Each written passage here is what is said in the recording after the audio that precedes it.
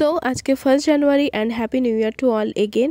তাই ভাবলাম যে সকলে মিলে মন্দিরে গিয়ে বিগ্রহের সামনে বসে একটু প্রার্থনা করে আসি। আর যেমন ভাবা তেমন কাজ, তাই সকলে মিলে জোট বেঁধে চলে এলাম মন্দিরে। And ignore my voice because 31st ফ্যামিলির সাথে ঘুরতে গিয়ে ঠান্ডা লেগে গলার পুরো অবস্থা খারাপ হয়ে গেছে। তো যাই হোক, এখানে সবাই মিলে ঠাকুরের সামনে একে একে করে উপস্থিত হলাম।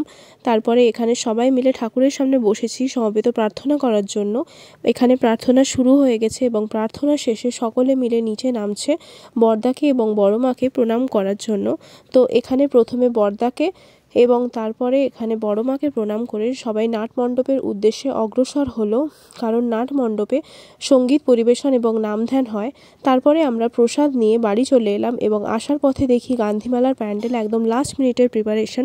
তারপরে গান্ধীমেলার প্যান্ডেল দেখে বাড়ি চলে এলাম এবং সিরিয়াল চালু করে আমার বাচ্চাদের আদর করে মিয়ামরের কেক খেয়ে ভিডিওটা শেষ করলাম।